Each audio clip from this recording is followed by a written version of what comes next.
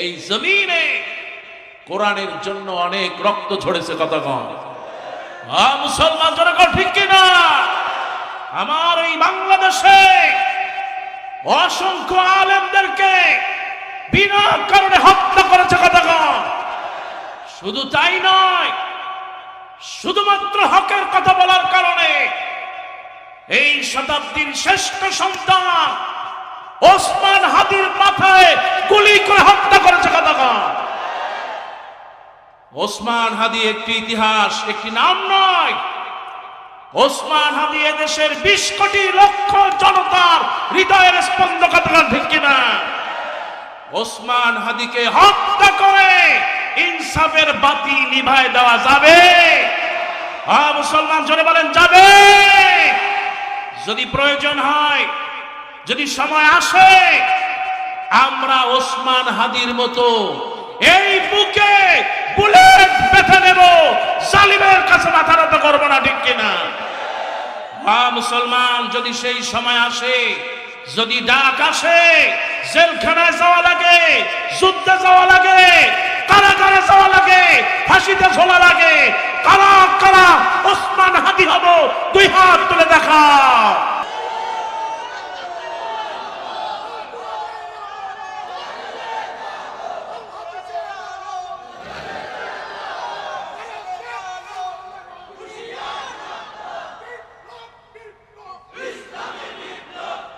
আল্লাহ তুমি কবুল করো বলে আমিন।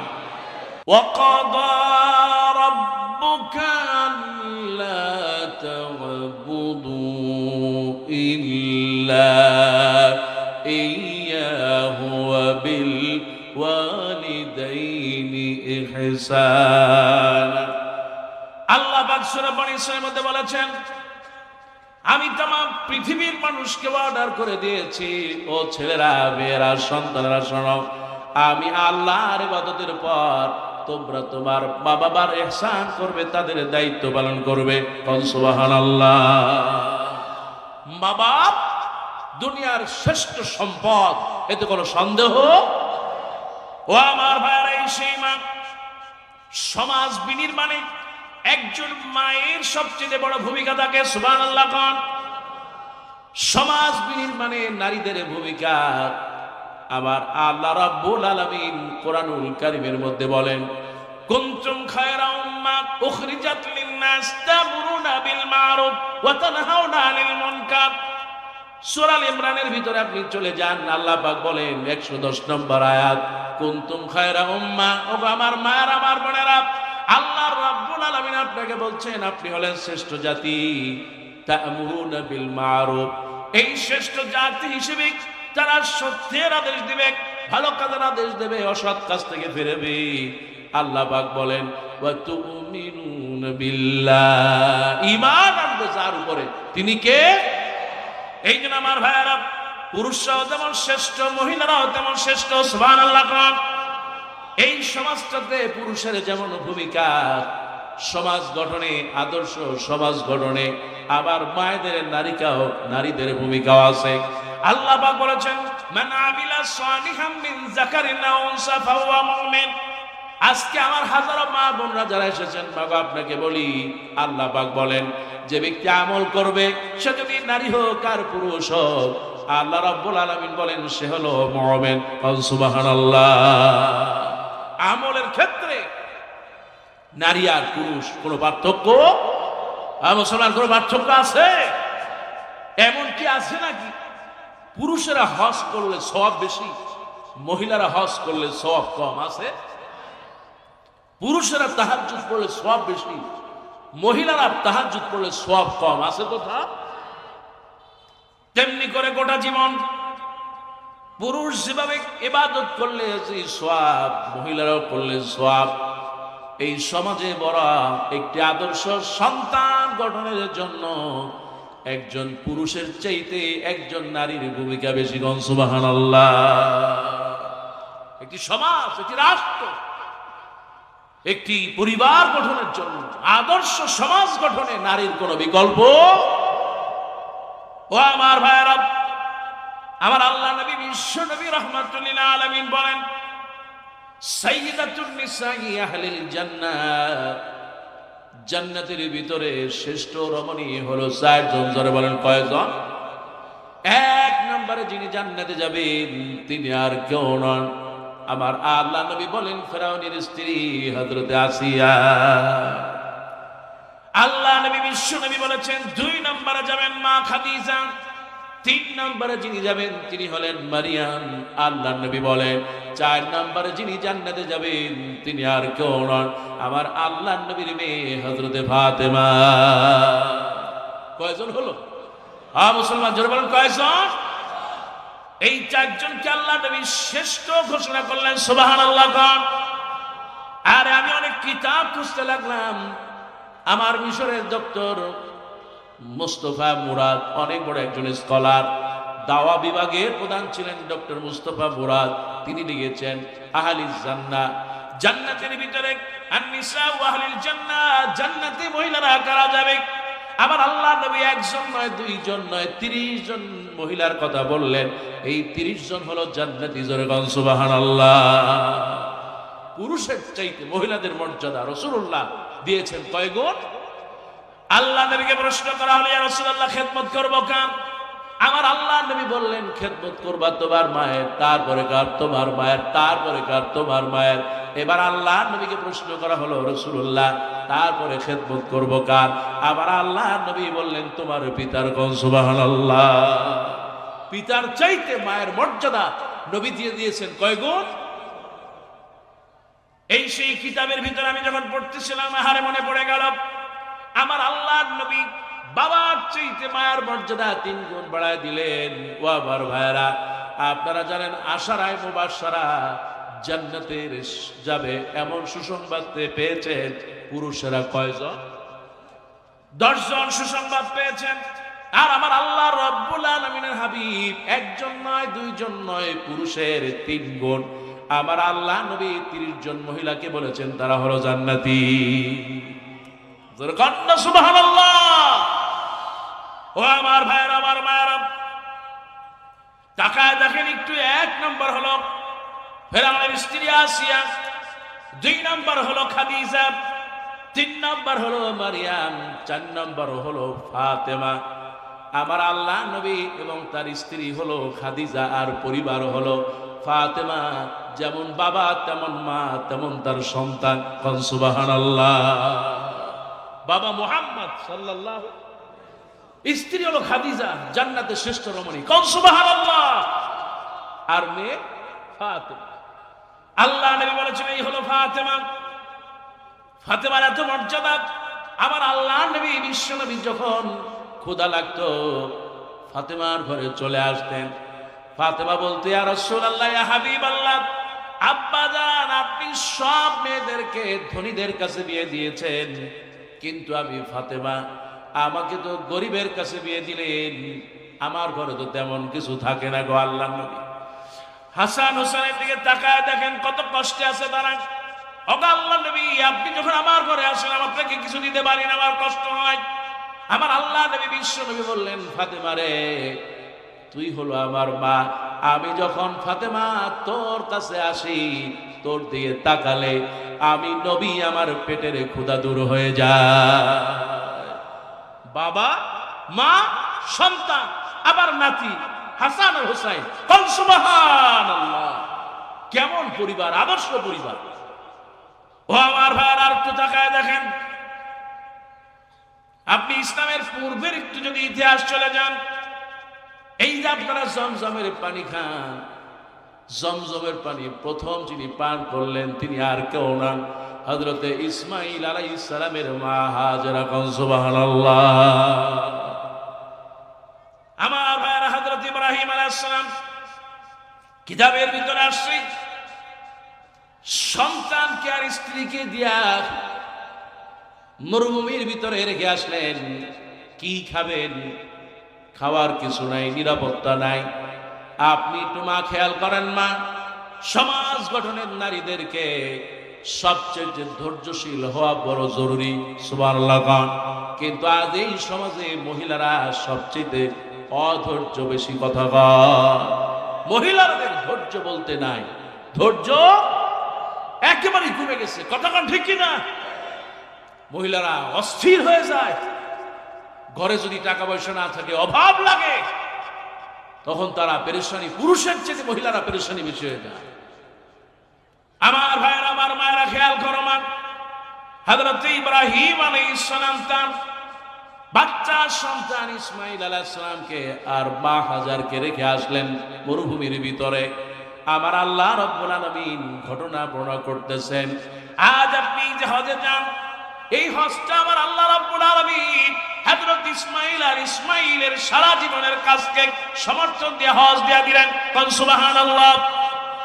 হযরত ইসমাঈল আলাইহিস সালাম হারে আর তার মা মরুভূমির ভিতরে, মা বলতেছে, ও ইব্রাহিম, আমি যদি স্ত্রী হিসেবে কোনো অপরাধ করে থাকি আমারে মাফ করে দেন, কিন্তু আজকে সন্তান, এই সন্তান তো কোনো অপরাধ করে নাই। এই মরুভূমির ভিতরে আমরা কি করব? হারে কে আমাদের কিভাবে নিরাপত্তা পাবো? আমি যদি কোনো ভুল ত্রুটি করে থাকি আমারে মাফ করে দেন, আল্লাহর রাস্তায় মাফ করে দেন, কিন্তু আপনি এমনি করে আমাদের থুয়ে যাচ্ছেন কেন? আমরা কি কোনো অপরাধ করে ফেলেছি নাকি? হযরত ইব্রাহিম আলাইহিস সালাম কথা বললেন না, শুধুমাত্র ইশারা দিলেন। সুবহানাল্লাহ। এই জন্য যারা সত্যিকার অর্থে স্ত্রী যারা, তারা স্বামীর চেহারা দিয়ে তাকালে বলতে পারে স্বামী কি বলতে চায়। অনেক স্ত্রী আছে স্বামীকে বলা লাগে না, স্ত্রীকে বলা লাগে না, স্বামী ইশারা করলে হয়ে যায়। সুবহানাল্লাহ। হযরত ইব্রাহিম আলাইহিস সালাম ইশারা করলেন। এবার মা হাজরা বুঝতে পারলেন এটা তো ইব্রাহিমের ইচ্ছা নয়, এটা হলো আল্লাহর ইচ্ছায়। এবার একজন স্ত্রী হিসেবে কেমন মর্যাদা একটু খেয়াল করেন। আল্লাহ নবীর স্ত্রী হযরত মা হাজরা বললেন, ওগো ইব্রাহিম, আমার আল্লাহ রাব্বুল আলামিনের নির্দেশে যদি আপনি আমাদেরকে রেখে যান, খবরদার আপনি বিচলিত হবেন না, আপনি বাড়ি চলে যান। এই সেই মরুভূমি, এই মরুভূমিতে কোনো খাবার নাই, অসুবিধা নাই, কোনো নিরাপত্তা নেই, অসুবিধা নাই। যে আল্লাহ রাব্বুল আলামিন যার ইশারায় আপনি রেখে যাচ্ছেন, ওই আল্লাহ পাক আমি আর আমার বাচ্চা সন্তানকে ভাতে আর পানিতে মারবে না। নিরাপত্তা দিবে কে? ও আমার ভাইরা, চিন্তা করেন কেমন পরিবার, কেমন একজন স্ত্রী। সুবহানাল্লাহ। কোন সমাজ গঠনে একজন নারীর ভূমিকাটা কেমন থাকে? শুধু সমাজ গঠনে নয়, পবিত্র মক্কা যিনি গঠন করলেন তিনি আর কেউ নয়, হযরতে ইসমাঈল আলাইহিস সালামের মা হযরতে হাজেরা। সুবহানাল্লাহ। ক্ষুধা লেগেছে, সন্তান কাঁদতেছে, কি করবে? মায়ের ধৈর্য দেখে না হারি। মা এবার দুনিয়ার সব মায়েরা চেষ্টা করে সন্তানকে ভালো রাখার জন্য, নিজে যত কষ্ট হোক না কেন মায়ের মুখে সব সময় হাসি থাকে, সন্তানকে হাসি ফোটানোর জন্য। হযরত ইসমাঈল আলাইহিস সালামের মা এবার দৌড়ায়, সাফা পাহাড়ের দিকে দৌড়ায়। বালি চিকচিক করতেছে, না এটা তো মনে হয় পানি, যে দেখে বালি। আবার এবার মারওয়া পাহাড়ে গেলেন, তাও দেখলেন না, এটা তো বালি। পানির জন্য হাহাকার করতেছে। এই যে দৌড়াচ্ছেন একজন মা, মা তো দৌড়ায় না। আমার আল্লাহ রাব্বুল আলামিন এই দৌড়ানোর মাধ্যমে আল্লাহ রাব্বুল আলামিন ওয়াজিব করে দিলেন तमाम পৃথিবীবাসী মক্কায় যাবে আর ওই মা হাজারের মতো দৌড়াবে, সাফা মারওয়া সাই করবে। কোন সুবহানাল্লাহ। আল্লাহ পাক কোরআনে আয়াত বর্ণনা করলেন, ইন্নাস সাফা ওয়াল মারওয়াতা মিন শাআইরিল্লাহ। সাফা মারা, দৌড়াও, দৌড়ালেই সওয়াব হবে। কোন সুবহানাল্লাহ। এটা অন্য কারোর জন্য নয়, ইসমাঈল আলাইহিস সালামের মায়ের জন্য হয়েছে। সুবহানাল্লাহ। আল্লাহ নবী বিশ্ব নবী রাহমাতুল লিল আলামিন শ্রেষ্ঠ মায়েদের কথা আমি বলতেছিলাম আপনাদেরকে। নবীজি বলেছেন চারজন শ্রেষ্ঠ রমণী এই পৃথিবীর ভিতরে। আমার আল্লাহ নবী বিশ্ব নবী তাদের মর্যাদা দিয়েছেন। ইসলামের পূর্বের মর্যাদা হলো ইমা হাজারা। পানির তৃষ্ণা এবার ছটফট করতেছে। হযরত ইসমাঈল আলাইহিস সালামের ক্ষুধা লেগেছে, সাফা মারা দৌড়ায়, পানির ব্যবস্থা হয় না। হযরত ইসমাঈল আলাইহিস সালামের পায়ের ধাক্কায় আল্লাহ পাক জমজম দিয়ে দিলেন। সুবহানাল্লাহ। মা এবার যখন দেখলো জমজমের পানি হয়ে গেছে, হারে পানি বের হয়, মা এই পৃথিবীতে সর্বপ্রথম জমজমের পানি পান করলেন ইসমাঈল আলাইহিস সালামের মা হাজার। আর এই জমজমের পানিটা এটা এমন একটা পানি, আল্লাহ নবীর সাহাবীরা বলতেন আমাদের যখন ক্ষুধা লাগতো আমরা তখন এই জমজমের পানি খেতাম, ক্ষুধা দূর হয়ে যেত। এটা ওষুধ, এটা খাদ্য। সাহাবীরা বলতেন আমাদের যখন কারো অসুস্থতা হতো আমরা এই জমজমের পানি খেতাম, রোগ সুস্থ হয়ে যেত। মুসলমান জোরে কর না সুবহানাল্লাহ। আমার ভাইয়েরা, আমার মায়েরা, মা হাজার জমজমের পানি পান করলেন, বুকে দুধ আসলো, সন্তান ধীরে ধীরে বড় হতে লাগলো। আল্লাহ পাক এবার পবিত্র কাবা নির্মাণের কথা বললেন। কাবা, বাবা সন্তান মিলে কাবা নির্মাণ করলেন। এবার দোয়া করলেন, রব্বানা তাকাব্বাল মিন্না ইন্নাকা আনতাস সামিউল আলিম।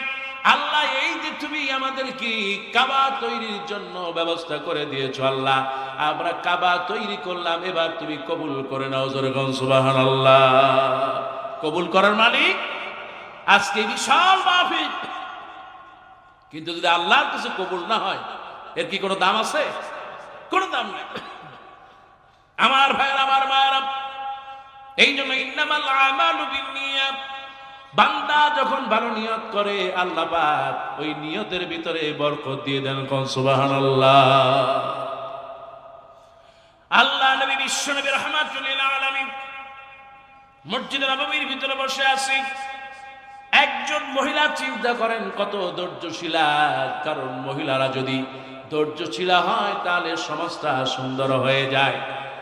আল্লাহ নবী বিশ্ব নবী মসজিদে বসা, একজন কালো মহিলা সাহাবী আসলেন।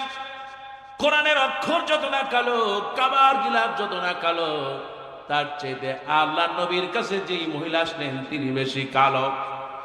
আল্লাহ নবীর কাছে এসে বলেন, ইয়া রাসূলুল্লাহ, ইয়া হাবিবাল্লাহ, ও আল্লাহর নবী, আমি হলাম মির্গি রোগী। কি রোগী বলে? মির্গি রোগ ছিল না, অবাধ ছিল মির্গি রোগী ছিল। হ্যাঁ, কি কয় এটা? কি কয়? সোয়াবিরা। সোয়াবিরা বুঝছেন? সোয়াবিরা নাকি সোয়াফিরা? মাশাআল্লাহ, সোয়াফিরা নতুন একটা জিনিস, নতুন একটা নাম শুনি, তাই না? মাশাআল্লাহ। শুদ্ধ ভাষা হলো মির্গি রোগ, আর আপনাদের দেশে চকরায় হলো সোয়াফিরা। হ্যাঁ, চট্টগ্রাম অঞ্চলে। মাশাআল্লাহ। এই রোগ যখন হয় তখন কি তার হুঁশ থাকে? সে কোথায় কি অবস্থায় আছে বলতে পারে কিছু? মহিলা সাহাবী রাসূলুল্লাহকে বলেন, ইয়া রাসূলুল্লাহ, আমি তো এই রোগের রোগী, আপনি আমার জন্য একটু দোয়া করেন, আল্লাহ যেন ভালো করে দেয়।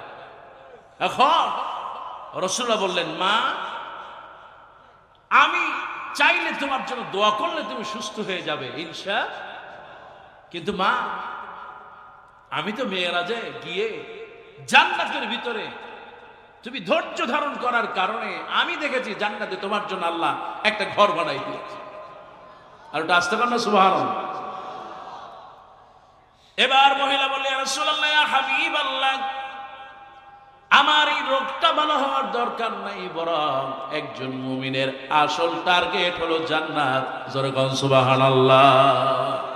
মুমিনের জীবনের সবচেয়ে বড় চাওয়া হলো জান্নাত, এতে কোনো সন্দেহ। তার কারণ হলো জান্নাতে এন্ড অফ দ্য ডে, আমাদের জীবনের শেষ সময়টা যদি আমরা জান্নাতের জন্য সময় দিতে পারি, গোটা জীবন জান্নাত দিবে কে? আমার ভাইরা, আমার মায়েরা, এবার মহিলা বলেন, ইয়া রাসূলুল্লাহ, ইয়া হাবিবাল্লাহ, ও আল্লাহর নবী, আপনি দোয়া করেন, আমার মির্গি রোগ থেকে ভালো হওয়ার দরকার নাই, আপনি যেন দোয়া করেন আল্লাহ রাব্বুল আলামিন এই রোগটা যখন আমার হয় আমার সতরটা যেন আল্লাহ ঠিক রেখে দেয়। কোন সুবহানাল্লাহ। ও আমার মায়েরা, সমাজ গঠনে একজন মায়ের ধৈর্য সবচেয়ে বড় বেশি। আমার মা, আমার আল্লাহ নবী বিশ্ব নবী দোয়া করেছেন, এরপর থেকে ওই মহিলার যতবার এই রোগটা হয়েছে তার 17টা কখনো বেঠিক হয়ে যায় নাই, আবার আল্লাহ রাব্বুল আলামিন 17টা ঠিক রেখে দিয়েছে। ও আমার ভাইরা, আমার মায়েরা, আমি বলতেছি না একটা পরিবার গঠনে কেমন একটা সমাজ প্রয়োজনে একজন নারীর কত ভূমিকা থাকে আহারে, অথচ এই নারীরাই এই সমাজটাকে ধ্বংস করে দিয়েছে। কথা কন ঠিক কিনা? 16টা বছর আমার এই বাংলাদেশে একজন ডাইনি কুলাঙ্গার নমরুদ ফেরাউনের চেয়ে নিকৃষ্ট খুনি হাসিনা এই জমিনটাকে ধ্বংস করে দিয়েছে। কথা ঠিক কিনা? খালি ধ্বংস করে নাই, 16টা বছর অসংখ্য মানুষের জীবন তছনছ করে দিয়েছে। কতক্ষণ এই যে আপনাদের দেশের নেতা সালাউদ্দিন সাহেব, কি চেনেন তো নাকি? এই চকরিয়ারই সন্তান নাকি? পেকুয়া বাড়ি নেই, পেকুয়া সালাউদ্দিন সাহেব দীর্ঘ সময় তাকে গুম করে কোথায় রাখলো? ভারতে রাখলো।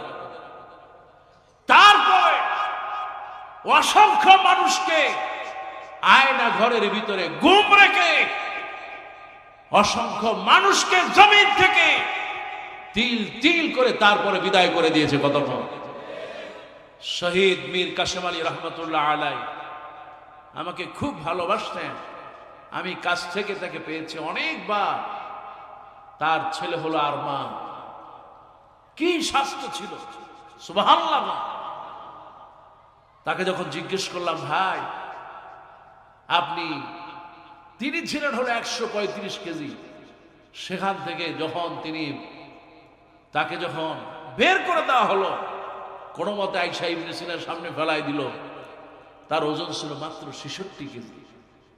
শেষ জামানা এমন একটা সময় আসবে, মানুষ তার ঘরে কোনো খাবার থাকবে না,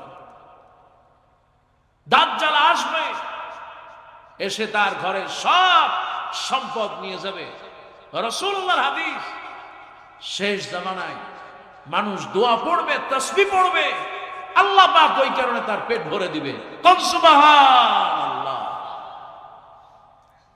আমার ভাইয়েরা, এতে একজন আরমানের কথা বললাম, এইরকম অসংখ্য আরমান আছে। আরে তাদেরকে বছরের পর বছর আয়না ঘরে রেখে জুলুম করেছে, নির্যাতন করেছে। আহারে কোরআনের বাকি 1 বছর নয়, 2 বছর নয়, 13টা বছর বিনা কারণে জেলখানে আটকায় রেখেছে। কতক্ষণ ঠিক কিনা? শুধু তাই নয়, তাকে এমন ভাবে হত্যা করেছে গোটা পৃথিবীতে ইতিহাস হয়ে থাকবে। কতক্ষণ ওরা তাকে জেলখানা থেকে এনে কোরআনের পাখিকে ইনজেকশন দিয়ে হত্যা করলো। আমার আল্লাহ পাক এই জালেমদেরকে এই জমিন থেকে কুত্তার মতো বিদায় করেছে। কথা ঠিক কিনা? আমার ভাইয়েরা, আমার মায়েরা, এই দুনিয়া আমরা থাকবো না, সবাই আমরা চলে যাব, কিন্তু যে যত জুলুম করবে আমার আল্লাহ পাক এই জালেমদেরকে কখনো এই জমিনে ক্ষমা করে না। কতক্ষণ ঠিক কিনা? কোন স্ত্রী যদি স্বামীর উপর জুলুম করে আল্লাহ পাক সহ্য করবে, কিন্তু আমাদের সমাজে আছে না নাই? স্ত্রীর অবস্থা দেখলে স্বামী পারে না আত্মহত্যা করতে, এত জুলুম আর নির্যাতন। এই লাগবে, সেই লাগবে, এটা দাও, সেটা দাও, দিতে দিতে জীবনটা দিয়ে দেয়। তারপর মহিলাদের পেট ভরে। এরকম মহিলা বাংলাদেশে নাই, এই চকরিয়াতে নাই। রাসূলুল্লাহর হাদিস, 365 দিন ভালো রাখবেন, ভালো খাওয়াবেন, একদিন যদি একটু উল্টা পাল্টা হয়ে যায় তাহলে তার চেহারার দিকে আর তাকানো যায়? তোমার মতো স্বামী কুলাঙ্গার, তোমার মতো স্বামী না হইয়া ওই যে রিক্সা চালায়, ঠেলা চালায়, ভ্যানওয়ালা, এদের যদি বউ হইতাম তাও সুখে থাকতাম। তোমার সাথে বিয়ে হইয়া আমি জীবনে সুখ পাই নাই, এমন অকৃতজ্ঞ বউ আছে না? মুসলমান জোরে বলা আছে না নাই? মহিলারা 2টি কারণে জাহান্নামে যাবে। কয়টা? এক হচ্ছে স্বামীর অকৃতজ্ঞ হয়, আর দ্বিতীয় হলো মহিলারা এক জায়গা হলেই মাশাআল্লাহ 1.5 ব্যাটারি চালু করে দেয়, রেডিওর মতো চলতেই থাকে। একটা বাসের ভিতরে দেখবেন 40-50 জন যাত্রী, এক কোণায় যখন 2 জন মহিলা এক জায়গায় বসে, মাশাআল্লাহ সবার ঘুম হারাম হয়ে গেছে। কি এরকম বুঝি না? এটা কি মহিলারা তাদের পেটের ভিতরে, আমরা সন্তান, মা আমার পেটের ভিতরে, মায়ের পেটে আমাকে রাখলেন 8 মাস, 9 মাস, 10 মাস, এটা মা রাখতে পারে। মা যদি পাথরও খায় হজম হয়ে যাবে, কিন্তু মহিলারা পেটের ভিতরে কথা হজম রাখতে পারে। যেমন বমি করে, কথাগুলো ঠিক তেমনি বমি না করতে পারে পর্যন্ত তারা ভালো থাকে। এই যে মাহফিলে আসছে দেখবেন কত মহিলারা আছে হয়তো এক কোনায় বসে ভাবি, আপা কতদিন দেখা হয় না, শুনছেন নাকি ওই বাড়ির কি খবর? কি আছে না? খবরদার মায়েরা, গীবত করা যাবে না। এটা আপনাদের কি বলবো কি? রাসূলুল্লাহ সাল্লাল্লাহু আলাইহি ওয়াসাল্লাম তিনি তার স্ত্রীকে তালাক দেওয়ার চিন্তা করলেন, আর তার স্ত্রী হলো আমিরুল মুমিনিন হযরত ওমর ফারুক রাদিয়াল্লাহু তাআলা আনহুর মেয়ে হাফসা রাদিয়াল্লাহু তাআলা আনহা। এখন কি কারণে তালাক দিবে? তালাক দিবে মা হাফসার কাছে রাসূলুল্লাহ সাল্লাল্লাহু আলাইহি ওয়াসাল্লাম কিছু কথা আমানত রেখেছিলেন যে তুমি এই কথাগুলো কাউকে বলবা না। কিন্তু তারপরও যখন খুব বেশি মহব্বত থাকে, ভালোবাসা থাকে, অনেক মনের কথাও বের হয়ে যায়। তো আয়েশা রাদিয়াল্লাহু তাআলা আনহাকে হাফসা খুব বেশি ভালোবাসতেন। তিনি অতটা গুরুত্ব দেয় নাই, নবীজি বলেছেন খুব বেশি গুরুত্ব দেয় নাই। তিনি কথাগুলো আম্মা জান আয়েশা রাদিয়াল্লাহু তাআলা আনহার কাছে শেয়ার করেছেন। যখন আল্লাহর নবীর কাছে এই কথা পৌঁছলো যে হাফসা কথাগুলো বলে দিয়েছে, রাসূলুল্লাহ বললেন তাহলে আমি তাকে তালাক দেব। আমার ভাইরা, আমার মায়েরা, ধৈর্য কাকে বলে একটু খেয়াল করেন মা। হাফসা রাদিয়াল্লাহু তাআলা আনহা আল্লাহকে বললেন, রব্বুল আলামিন আমি তো বুঝতে পারি নাই আমার আল্লাহ নবী এত কঠিন হবে, তাও তো আমি বুঝতে পারি নাই। সিজদায় পড়ে গেলেন। আল্লাহ রাব্বুল আলামিন ওহী নাযিল করলেন, কোরআনুল কারীমে আয়াত নাযিল হয়ে গেল, নবী গো আপনি হাফসাকে তালাক দিতে পারবেন না, কারণ জান্নাতে যত আপনার স্ত্রী আছে তাদের লিস্টের ভিতরে হাফসার নামটাও আছে। আল্লাহ নবীকে বলা হলো আপনি এই সেই হাফসা হারেন। এই হাফসাটা সারা জীবনে যত উম্মাহাতুল মুমিনিন ছিলেন, যত নারীরা ছিলেন, স্ত্রী ছিলেন, আবার আল্লাহ নবীর স্ত্রীর ভিতরে সবচেয়ে বেশি তাহাজ্জুদ পড়তো যিনি, তিনি আর কেউ নন, আল্লাহ নবীর স্ত্রী হযরতে হাফসা রাদিয়াল্লাহু তাআলা। এই সেই হাফসা রাদিয়াল্লাহু তাআলা আনহা, তিনি শুধু রাতের বেলা তাহাজ্জুদই নয়, আল্লাহ নবী বিশ্ব নবীর সাহাবী বর্ণনা করেছেন এই পৃথিবীতে সবচেয়ে যারা বেশি রোজা রেখেছেন তার মধ্যে আল্লাহ নবীর স্ত্রী হযরতে হাফসা রাদিয়াল্লাহু তাআলা আনহা একজন অন্যতম। সুবহানাল্লাহ। নবী আপনি তাদেরকে তালাক দিতে পারবে, কথা ছেড়েছে, তাদের কি হয়েছে? কাফারা আদায় করে দিন। সুবহানাল্লাহ। ও আমার ভাইয়ের, আমার মায়ের, আমি বলতেছি না এই সমাজ গঠনে নারীদের অনেক ভূমিকা, কিন্তু নারী যদি ঠিক মতো না হয়, দিনদার না হয়, নামাজি না হয়, আল্লাহওয়ালা না হয়, নামাজি যদি না হয়, স্বামীর ভক্ত যদি না হয়, ওই মহিলার চাইতে তাহলে এই পৃথিবীতে নিকৃষ্ট নারী আর কেউ থাকতে পারে?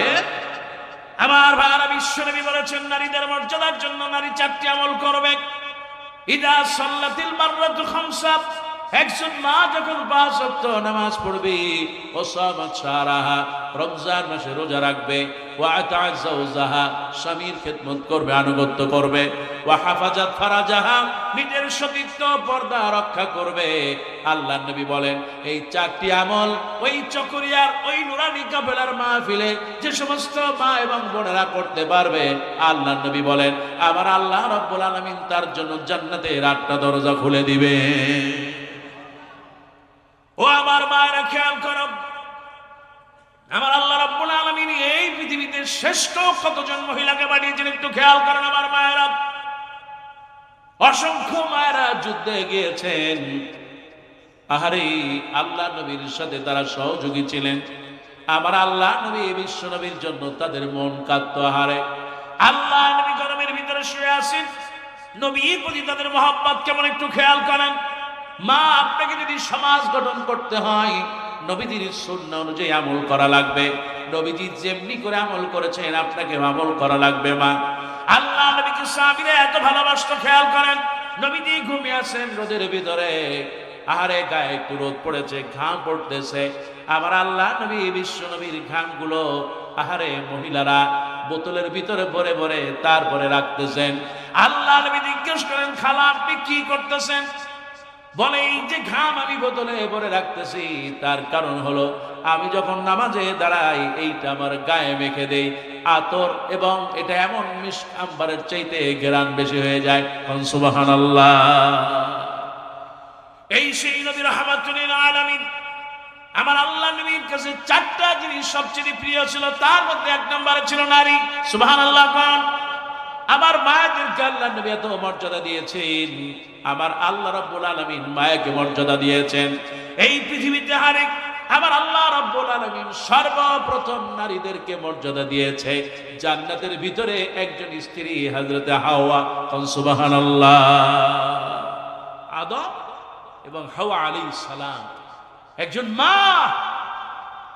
সর্বপ্রথম আল্লাহ স্ত্রীর মর্যাদা দিয়েছেন। সুবহানাল্লাহ। তারপরে দুনিয়া আসার পর মা, তারপরে মর্যাদা দিয়েছেন মেয়ে, তারপরে মর্যাদা দিয়েছেন বোনের। সুবহান। মায়ের মর্যাদা দিয়েছেন তাকে, স্ত্রীর মর্যাদা দিয়েছেন। আল্লাহ নবী বিশ্ব নবী মেয়েদেরকে মর্যাদা দিয়েছেন। নবীজি বলেছেন যার ঘরে কন্যা থাকবে, একাধিক কন্যা থাকবে, লালন পালন করবে, তাকে যদি সৎ পাস্তুস্ত করা হয়, ভালো জায়গা যদি কোনো দিনদার ছেলে দিয়ে বিয়ে দেওয়া হয়, ওই মেয়ের বাবা আর আমি নবী পাশাপাশি জান্নাতে থাকব। মেয়েদের কত মর্যাদা দিয়েছেন মুহাম্মদ সাল্লাল্লাহু। বোন হিসেবে মর্যাদা দিয়েছেন। বলে, হুজুর বোন হিসেবে আবার কেমনে মর্যাদা দিলেন? আরে আমি যখন ফেরাউনের বাড়িতে গিয়েছিলাম, কায়রো থেকে 950 কিলোমিটার আসওয়ান নামক জায়গায়, ফেরাউনের বাড়ি যখন গেলাম, আরে হযরতে মূসা আলাইহিস সালাম যেই বাড়িতে বড় হয়েছেন, হযরতে মূসা আলাইহিস সালাম একটু তাকায় দেখেন মা, হযরতে মূসা ছোট্ট মানুষ। এই সেই ফেরাউন, সন্তান যার হয় ছেলে সন্তান তাকেই জবাই করে। কোরআনুল কারীমে আল্লাহ পাক বলেছেন, ওয়া ইউযাব্বিহুনা আবনাকুম। ফেরাউন, সে তোমাদের ছেলেগুলোকে জবাই করে। নাউযুবিল্লাহ। আরে একটা মা 10 মাস পেটে ধারণ করলো, 9 মাস পালন করলো, তারপরে ছেলে হলে তাকে জবাই করলো। এর চেয়ে ফেরাউন কতটা বর্বর। আর আমার দেশের ফেরাউন শুধু বাচ্চা নয়, উপর থেকে হেলিকপ্টার যাচ্ছে, বারান্দায় দাঁড়াচ্ছে সাদের বাবা, তার বাচ্চা ছেলেকে, বাচ্চা মেয়েকে কোলে নিয়ে ছাদে উঠেছে, ওই এলাকা থেকে গুলি করে হত্যা করেছে। কত কম মুসলমান, ঠিক কিনা? ফেরাউন জব করত, আর এই ফেরাউন লেডি সে অস্ত্র দিয়া তারপরে গুলি করে হত্যা করতে নিজে জবাই করেছে। আহা, পৃথিবীতে কত জালেম, কত বর্বর। আহা আমার ভাইয়েরা, এই পৃথিবীতে যারা মাজলুম হয়ে যায়, আমার আল্লাহ রাব্বুল আলামিন তাদের দোয়া কবুল করে নেন। আজ একটু বাংলাদেশের দিকে তাকায় দেখেন, যারা বেশি মাজলুম ছিল আল্লাহ তাদের মর্যাদা বাড়ায় দিয়েছে। কোন সুবহানাল্লাহ। হযরত মূসা আলাইহিস সালাম, আমার আল্লাহ রাব্বুল আলামিন ফেরেশতা পাঠিয়ে দিলেন, মূসার মায়ের কাছে চলে যাও, আমি একজন কাঠ মিস্ত্রি, ভালো বক্স বানাইতে পারি। সব কোরআনের আয়াত। সুবহানাল্লাহ গণ। আমি ভালো বাক্স বানাইতে পারি, এই বাক্স দিয়া সন্তানের ভিতরে রেখে পানির মধ্যে ছেড়ে দেওয়া যায়। সুবহানাল্লাহ। ফেরেশতা এসে বলতেছে, মা তো জানেই না যে কি করবে। আরে ফেরাউন যদি জানে যে এই ঘরে একটা বাচ্চা আছে, তাহলে তো সবাই করে ফেলবে। এখন ফেরেশতা একজন এসে বলতেছে, আমি ভালো বাক্স বানাইতে পারি, এই বাক্সের ভিতরে বাচ্চা রাইখা তারপরে নদীতে ছেড়ে দেওয়া যায়। সুবহানাল্লাহ। মায়ের কাছে বুদ্ধি চলে আসে, বলেন ঠিক আছে, আমার একটা বাক্স বানায় দাও। বাক্স বানায় দেওয়া হলো। এবার মিস্ত্রিকে বলা হলো, গো কাঠ মিস্ত্রি একটু অপেক্ষা করেন, আপনার জন্য কিছু হাদিয়া নিয়ে আসি। হাদিয়া কিছু নিয়ে আসার পর দেখা গেল কাঠ মিস্ত্রি হতাও উদাও হয়ে গেছে, তিনি আর নাই। আমার ভাইয়ের, আমার মায়েরা, চিন্তা করেন একজন মা সন্তানের জন্য কতটা কষ্ট করে। কাঠের বাক্সের ভিতরে কলিজার টুকরা সন্তানকে মুসাকে শোয়ায় দিয়া নীল নদীর ভিতরে ছেড়ে দিলেন। আর মা আর বোনেরা, বোনটা আর মা পিছনে পিছনে দৌড়ায়।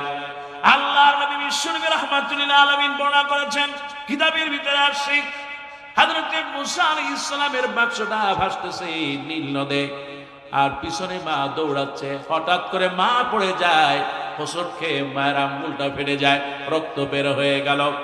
আবার মা দাঁড়ায়, আবার সামনের দিকে গেলেন, আবার মা হোঁচট খেয়ে পড়ে যায়। মা এবার যে পড়ে গেলেন, আর দাঁড়াতে পারলেন না। এবার বোনটা দেখেন কত ভাইয়ের প্রতি মহব্বত আর ভালোবাসা, সুবহানাল্লাহ। এবার বোনটা পিছনে পিছনে দৌড়ায়, আহারে আমার ভাই কোথায় যায়। ছোটবেলায় ভাই আর বোনের কত মহব্বত, আহারে ছোট্ট বোন ছোট্ট ভাই দুইজন। বোন যদি বড় হয়, আল্লাহ নবী বিশ্ব নবী এত মর্যাদা দিয়েছেন, বোন একটু খেয়াল করেন, বড় বোনটা যেন মায়ের সমান হয়ে যায়। যেরকম সুবহানাল্লাহ। মা বাপ থাকে না, বড় বোন তিল তিল করে তার ভাইকে বড় করে, আর এই ভাই বড় হওয়ার পরে, বিয়ে করার পরে ওই নিজের বোনকে বাবা যে সম্পদ পায় তাও দিতে চায় না। কথা বলা আছে না? মুসলমান আছে না নাই? অথচ আল্লাহ পাক বলেন, ও ছেলে, তোমাকে 2 ভাগ দেওয়া হলো, মেয়েকে দেওয়া হলো 1 ভাগ। কারণ মেয়েকে মর্যাদা দিয়েছে, তুমি তাকে বোনের মর্যাদা দিয়ে দিবা। কিন্তু আজকে যদি এই সমাজে বোনের মর্যাদা দিত, তাহলে বোনেরা আর অবহেলিত থাকতো। বোন দৌড়াচ্ছে ভাইয়ের পিছনে পিছনে, হযরত মুসা আলাইহিস সালামের পিছনে দৌড়ায়। দৌড়াতে দৌড়াতে আরে ফেরাউনের ঘাটে গিয়া দাঁড়ায় গেছে। নদীর ওই পারে বোন দেখতেছে তার ভাই ফেরাউনের দরজায় গিয়া হাজির। এবার ফেরাউনের দাস দাসীরা, মা আসিয়ার দাস দাসীরা সেই জায়গায় গোসল টোসল করতেছে। হঠাৎ গিয়া বাক্সটা হাজির হয়ে গেছে। খবর আসলো, আরে কি হয়েছে, কি পাওয়া গেল? বাচ্চা পাওয়া গেল। বাচ্চা পাইনি তো ফেরাউন সবাও করবে। কিন্তু মা আসিয়ার মনের ভিতরে আল্লাহ রাব্বুল আলামিন এত মায়া আর দয়া দিয়ে দিলেন, তার তো কোনো ছেলে নাই। এবার বলল, এইটা আমার ছেলে। সুবহানাল্লাহ। আমি এটারে ছেলের মতো লালন পালন করব, বড় করব। স্বামী, আপনি এটাকে নিষেধ করতে পারবেন না। সুবহানাল্লাহ। আল্লাহ পাক কোরআনের ভিতরে আয়াত আয়াত বলতেছে, আমি মুসার প্রতি, আসিয়ার প্রতি মায়া করলাম, দয়া করলাম, তার মনে মহব্বত করে দিলাম। মহব্বত হলো। এবার বোন দেখতেছে যে কারো দুধ পান করে না, মুসা আলাইহিস সালাম কারো বুকে মুখ দেয় না। তখন তিনি বললেন, আমি একজনের খোঁজ দিতে পারি, যদি তোমরা তাকে রাজি করাইতে পারো, তাহলে হয়তো বা সে দুধ খেয়ে বাঁচতে পারবে, না হলে সে বাঁচবে না। এখন বাচ্চাকে বাঁচাই নিতে হলে তো দুধ লাগবে, লাগবে না? আল্লাহ পাকে দেখেন কি মায়া মহব্বত, আর কেমন মা, কেমন তার বোন, আর কেমন তার সন্তান। সুবহানাল্লাহ। কারণ আমার আল্লাহ রাব্বুল আলামিন আরে মুসা আলাইহিস সালামের মা ধৈর্য ধারণ করার কারণে আল্লাহ পাক ওই মুসার কাছেই তার মাকে ফিরাই দিয়েছে। সুবহানাল্লাহ। ও আমার ভাইরা, আমার মারা, তাই তো বলতেছি না, আমার আল্লাহ রাব্বুল আলামিন আপনাকে মর্যাদা দিয়েছে মা হিসেবে, আপনাকে বোন হিসেবে মর্যাদা দিয়েছে, মেয়ে হিসেবে মর্যাদা দিয়েছে। আবার মায়েদেরকে আল্লাহ পাক স্ত্রী হিসেবে 4টা জায়গায় মর্যাদা দিয়েছে। সুবহানাল্লাহ। তারপরও আমার এক শ্রেণীর মানুষ আছে, তারা বলে ইসলাম নারীদেরকে ঠকিয়েছে। কি বলেন, আছে না নাই? এরা হলো নাস্তিক, মুরতাদ। এরা হচ্ছে এই প্রথম আলো আর ডেইলি স্টারের পা চাটা কুত্তার বাচ্চা। কথা কোন ঠিক কিনা? এই বাংলাদেশে প্রথম আলো আর ডেইলি স্টার এটা আলাদা একটা সরকার, একটা দেশের ভিতরে আরেকটা সরকার তারা কায়েম করেছে। 16 বছর গোলামি করেছে, এখন আবার এই দেশে নতুন করে গোলামির সুর উঠিয়েছে। কথা কম। অসংখ্য মানুষকে জঙ্গি নাটক সাজায়া তারপরে তাদেরকে এই জমিন থেকে ক্রস ফায়ার দিয়ে হত্যা করেছে। এই প্রথম আলো ডেইলি স্টার কথা বলে। আর বাংলাদেশটাকে একটা জঙ্গি রাষ্ট্র হিসেবে তারা বিদেশের কাছে উপস্থাপন করেছে। অথচ আমার দেশে আলেম ওলামা এত সহনশীল পৃথিবীর আর কোন দেশে হবে? এত জুলুম আর নির্যাতন ধৈর্য ধারণ করেছেন আলেমরা, বরকত দিয়েছে। কোরআনের পাখি আল্লামা সাঈদী তিনি একবার বলেছিলেন, এই জনকণ্ঠ দিয়া মুসলমানদের জন্য ঢিলা ক্রম নেওয়া জায়েজ নাই। কথা ঠিক কিনা? আর আজকে প্রথম আলো আর ডেইলি স্টার এটা তো বড় দূরে থাক, কোন মুসলমানের সন্তানের জন্য পায়খানার টিস্যু হিসেবে ব্যবহার করা জায়েজ হবে না। কথা ঠিক কি? এরা হচ্ছে ভারতের গোয়েন্দা রয়ের এজেন্ট, এরা হচ্ছে ইসরায়েলের মোসাদের এজেন্ট। এরা ইংরেজিতে সুন্দর করে, কারণ আপনি তো বাংলায় লেখেন, আপনার বাংলার এরা পড়তে পারে না। বিভিন্ন কূটনৈতিকরা, দূতাবাসের রাষ্ট্রদূতরা এগুলো পড়ে না, তারা ইংরেজি পড়ে। আর ইংরেজি পড়লে ডেইলি স্টার পড়ে, সে জায়গায় তারা সুন্দর করে কোট করে দেয়। এই জন্য ওসমান হাদি বলেছিলেন, আমার ভাই শহীদ ওসমান হাদি বলেছিলেন, আমরা ডেইলি স্টার আর প্রথম আলো এর এগেইনস্টে কোনো পত্রিকা দাঁড় করাতে পারি নাই। আমাদের উচিত হবে যার সাথে যেরকম যুদ্ধ তাই দিয়ে মোকাবেলা করা। আমার ভাইরা, আমার মায়েরা, বোনেরা, আল্লাহ পাক যেন আমাদেরকে সত্যিকার মুমিন হিসেবে কবুল করেন, বলি আমিন। আমার ভাইরা, আমার মায়েরা, আল্লাহ রাব্বুল আলামিন এই পৃথিবীতে আমাদেরকে পাঠিয়েছেন কুনতুম খায়রা উম্মাহ উখরিজাত লিন-নাস তা'মুরুনা বিল মা'রুফ ওয়া তানহাউনা 'আনিল মুনকার। আমার আল্লাহ রাব্বুল আলামিন বলেন, হকের পথে আওয়াজ করবে, হকের পথে দাওয়াত দিবে, আর অন্যায় থেকে মানুষকে ফিরাবে। আমার আল্লাহ রাব্বুল আলামিন বলেন, ইয়া আইয়ুহাল্লাযীনা আমানু হাল আদুল্লুকুম আলা তিজারাতিন তুনজিকুম মিন আযাবিন আলীম তুমিনুনা বিল্লাহি ওয়া রাসূলিহি ওয়া তুজাহিদুনা ফি সাবিলিল্লাহ ওয়া তুজাহিদুনা ফি সাবিলিল্লাহি বিআমওয়ালিকুম ওয়া আনফুসিকুম যালিকুম খায়রুল লাকুম ইন কুনতুম তা'লামুন। একটু জোরে কোন সুবহান। আল্লাহ রাব্বুল আলামিন বললেন, ইয়া আইয়ুহাল্লাযীনা আমানু, হে ঈমানদার নারী আর পুরুষ বুঝালেন আল্লাহ। শুধুমাত্র নারী নয়, শুধুমাত্র পুরুষ নয়, হে ঈমানদারেরা, হাল আদুল্লুকুম আলা তিজারা, আমি কি তোমাদেরকে একটা ব্যবসার কথা বলবো না? কারণ মহিলারা ব্যবসা ভালো বোঝে। অথবা সুদের ব্যবসা আছে না? না, পুরুষের চাইতে এখন মহিলারা সুদের ব্যবসা কম নাকি বেশি? ঘরে ঘরে সুদের ব্যবসা আছে না নাই? কয় হুজুর, পুরুষের চাইতে মহিলারা জমাইতে পারে ভালো, ঘরের মধ্যে থাকে, আশেপাশে গ্রামের মানুষগুলো আইসা সুদের টাকা নিয়ে যায়, আর ভাবির সাথে সম্পর্কও হয়ে যায়। এমন সম্পর্ক হয়, টাকা লাগলেই ভাবির কাছে আসে, খালি টাকা না, যা লাগে ভাবি দেন, ভাবি দেন। কি এরকম লোক আছে না নাই? এরকম সুদি ভাবি এই সমাজে নাই, সুদি চাষি এই সমাজে নাই। আমার ভাইয়েরা, আল্লাহ রাব্বুল আলামিন সুদকে হারাম করে দিয়েছেন। ওয়াহালাল্লাহুল বাই ওয়া হারামার রিবা, আল্লাহ ব্যবসাকে হালাল করেছেন। আবার আল্লাহ পাক বলে দিয়েছেন, কুলু মিম্মা ফিল আরদি হালালান তাইয়্যিবা, যা খাবা হালাল খাবা, হালাল খাবা, আল্লাহ পাক বরকত দিয়ে দিবেন। কোন সুবহানাল্লাহ।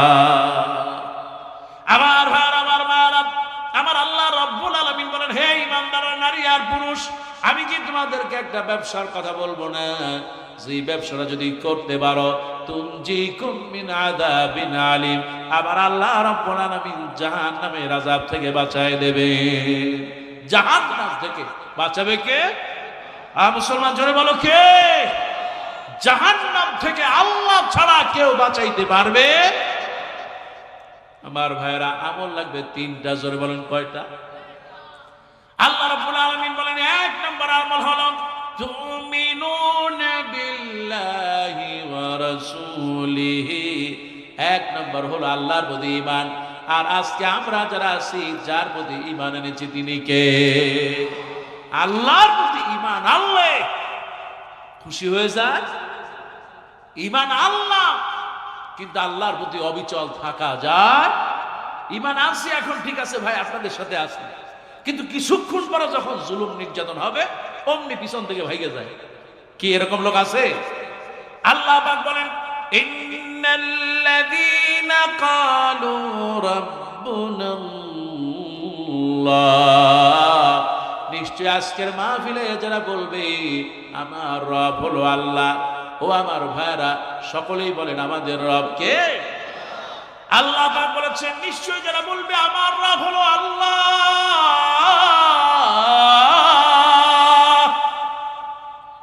সুম্মা ইসতাকামু, তারপরে অবিচল থাকবে। ও আমার ভাইরা অবিচল কেমনে থাকে একটু তাকায় দেখেন। আমি যে বলেছিলাম জান্নাতের এক নম্বর রমণী হবেন তিনি আর কেউ নন, ফেরাউনের স্ত্রী আসিয়ার দিকে তাকায় দেখেন কেমনে হারে ঈমানের উপর অবিচল থেকে আসিয়া। আমার আল্লাহ রাব্বুল আলামিন আসিয়ার কথা কোরআনুল কারীমে সূরা তাহরিমের ভিতরে বর্ণনা করেছেন। এই হলো সে আসিয়া। আমার আল্লাহ রাব্বুল আলামিন আসিয়া আর মারিয়ামের উদাহরণ দিয়েছেন। সুবহানাল্লাহ। মা আসিয়া যখন ঈমান আনলেন, যখনই তিনি পড়ে নিয়েছেন লা ইলাহা ইল্লাল্লাহু মুসা কালিমুল্লাহ, ঈমান আনলে ফেরাউনের সহ্য হয়। আর এখনো বাংলাদেশে আছে যারা ঈমানের পথে চলে, হকের পথে চলে, তাদেরকে এখন নানা ধরনের ট্যাগ দেওয়া শুরু হয়েছে। কথা ঠিক কিনা? আমরা নাকি জান্নাতের টিকিট বিক্রি করি। ও মিয়া কোথায় জান্নাতের টিকিট? আমার একটা দাও। কি লাগবে না? কি লাগবে না? এইখানে আমরা যারা আছি জান্নাতে যাওয়া লাগবে না, কিন্তু আমি কয়েকজনের কাছে টিকিট বিক্রি করলাম। কিন্তু তাদের এখন সুর হলো একটা, জান্নাতের টিকিট বিক্রি করছে। টিকিটটা কোথায়? আরে আপনারও তো জান্নাতে যাওয়ার টিকিট লাগবে, তা আপনি এটা কেনেন। কে বিক্রি করে দেখান। মূলত দুদিল তিলমা কলমাসর না পায় শাসা না পায়। তাদের অবস্থা হয়েছে এখন দেয়ালে পিঠ থেকে গেছে, কোথায় যাবে? একটা তো কিছু বলা লাগবে। খবরদার খবরদার আমার ভাইরা, অপবাদ দিয়ে আর যাই হোক ইসলামের বিপক্ষে মানুষকে নেওয়া যায়। এরা হলো আল্লাহকে রব মনে করে, বছরের পর বছর হারে জুলুম আর নির্যাতন সহ্য করেছে, হাসতে হাসতে ফাঁসির মঞ্চে চলে গেছে, কিন্তু জালেমের কাছে মাথা নত করে না। আমার ভাইরা তাকায় দেখেন মা আসিয়া। আমার আল্লাহ রাব্বুল আলামিন কোরআনুল কারীমের মধ্যে বললেন এই সে আসিয়া যখনই রব বলে মেনে নিয়েছেন আসিয়া, আমার আল্লাহ রাব্বুল আলামিন তার প্রতি বরকত নাজিল করেছেন। সুবহানাল্লাহ। ফেরাউন দুই হাত বেঁধেছে, দুই পা বেঁধেছে, একটা চাবুক নিয়ে আসিয়াকে পিটায় আর বলে আসিয়া তুই বল আমি ফেরাউন তোর রব। কিন্তু আসিয়া বলে রব্বি আল্লাহ, আমার রব। এত বড় বাদশা আসিয়াকে শরীর থেকে চামড়াটা খুলে গেল, রক্ত দরদর করে পড়তেছে, আহারে রক্ত বেয়ে পড়তেছে। আসিয়া বলতেছে মালিক কিছুই চাই না, তোমার জান্নাতের পাশে আমার একটা ঘর বানাইয়া দাও। কবুল করলেন কে? মালিক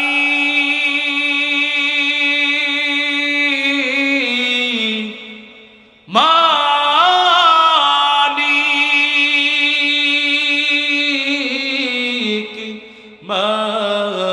মালিক একটি ঘর বানিয়ে দিও,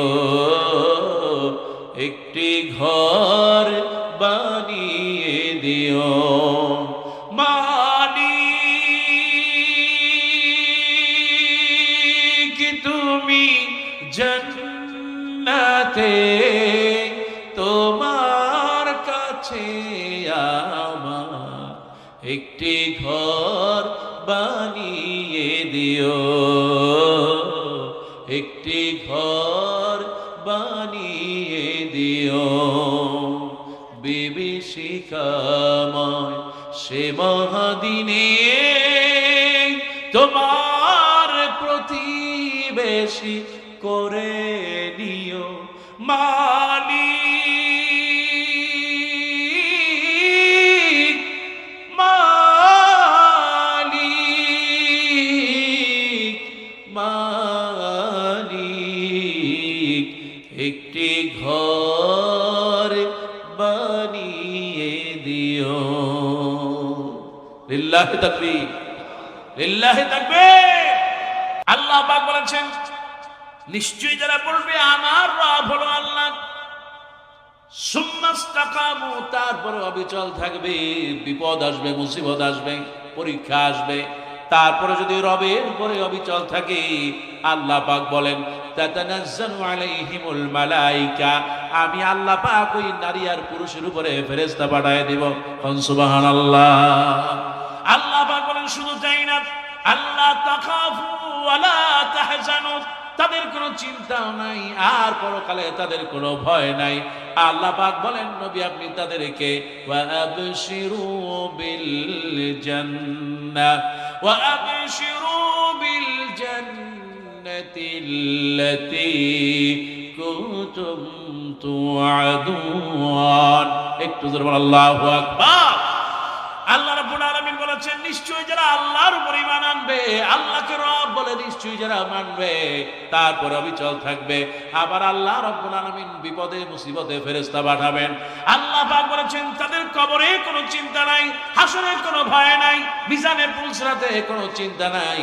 ওগো আল্লাহ নবী আপনি নুরানি কাফেলার নারী আর পুরুষদেরকে জান্নাতের সুসংবাদ দিয়ে দেন। জান্নাতের সুসংবাদ কে দিল?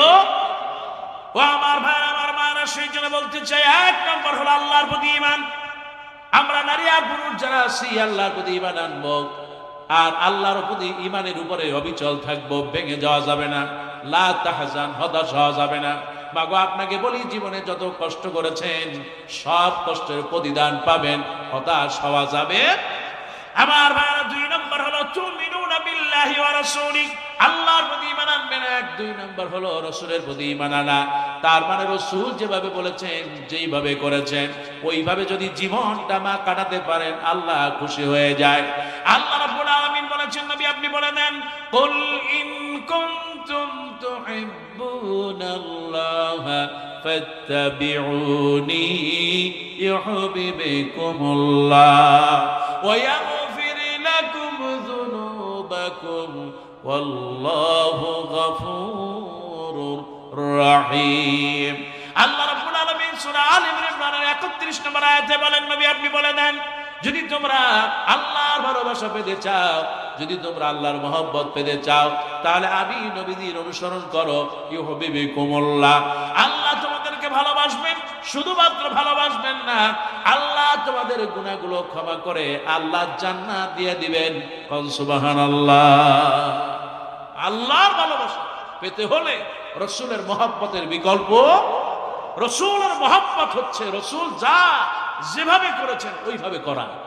স্ত্রীর সাথে সুন্দর ব্যবহার, ছেলে মেয়েদের সাথে সুন্দর ব্যবহার, আর স্ত্রী আপনি স্বামীর সাথে সুন্দর ব্যবহার, ছেলে মেয়ের জন্য সুন্দর ব্যবহার যদি আপনি করতে পারেন, খুশি হবেন তিনি কে?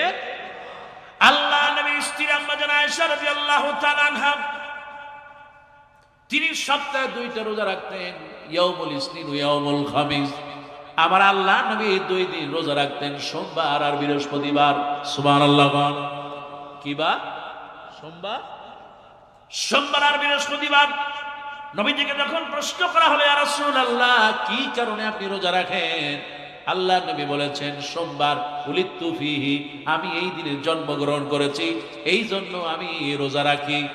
আল্লাহ নবীকে প্রশ্ন করা হলো ইয়া রাসূলুল্লাহ তাহলে আপনি বৃহস্পতিবার, সোমবার তো বুঝলাম আপনি জন্মগ্রহণ করেছেন, কিন্তু বৃহস্পতিবার কেন রোজা রাখেন? আবার আল্লাহ নবী বিশ্ব নবী বলেছেন এই দিনে আসরের সময় তাম সপ্তাহে মানুষ যত নেক আমল করেছে ওই নেক আমল গুলো ফেরেশতারা আসরের সময় আল্লাহর কাছে নিয়ে যায়। এই জন্য আমি সোমবার বৃহস্পতিবার এই জন্য রোজা রাখি, যাতে করে আমি রোজাদার আর আমার আমলগুলো আল্লাহর কাছে নিয়ে যায়। সুবহানাল্লাহ। আল্লাহ নবী যে আমল করতেন, স্ত্রীরা তাই আমল করতেন।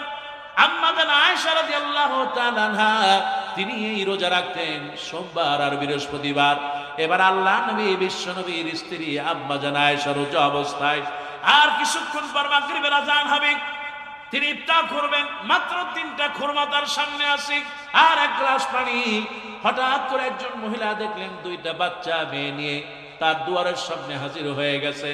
চেহারাটা উস্কো খুস্কো চেহারা, তার দেখেই মনে হলো গরিব মানুষ, বড় ক্ষুধা লেগেছে। আম্মা জান আয়েশা রাদিয়াল্লাহু তাআলা আনহা কিছু জিজ্ঞেস করলেন না। তিনি দেখে যখন বুঝতে পারলেন মহিলা ক্ষুধার্ত, খুরমা আছে মাত্র 3টা, তিনি রোজাদার, রোজা খুলবেন। ওই রোজার সামনে, রোজা অবস্থায় সামনে ইফতারি নিয়ে বসছেন, মাত্র 3টা খুরমা আর হলো 1 গ্লাস পানি।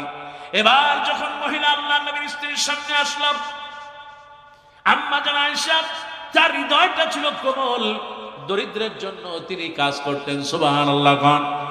আম্মা জান আয়েশা রাদিয়াল্লাহু তাআলা আনহার যখন বিয়ে হয় নাই, আম্মা জান আয়েশা রাদিয়াল্লাহু তাআলা আনহা আর তার বোন হলো আসমা রাদিয়াল্লাহু তাআলা আনহা, আর এই দুইজনই হলেন হযরত আবু বকরের সন্তান। জোরে বলুন সুবহানাল্লাহ। এই দুই বোন পাল্লা দিত কে কার থেকে বেশি দান করতে পারে। সুবহানাল্লাহ। আম্মা জান আয়েশা রাদিয়াল্লাহু তাআলা আনহা তিনি জমাইতেন, 1 সপ্তাহে যা জমতো 1 সপ্তাহে একটা জুমার দিন তিনি দান করে দিতেন। আর আসমা রাদিয়াল্লাহু তাআলা আনহা তিনি প্রতিদিন কিছু না কিছু দান না করে ঘুমাতেন। সুবহানাল্লাহ।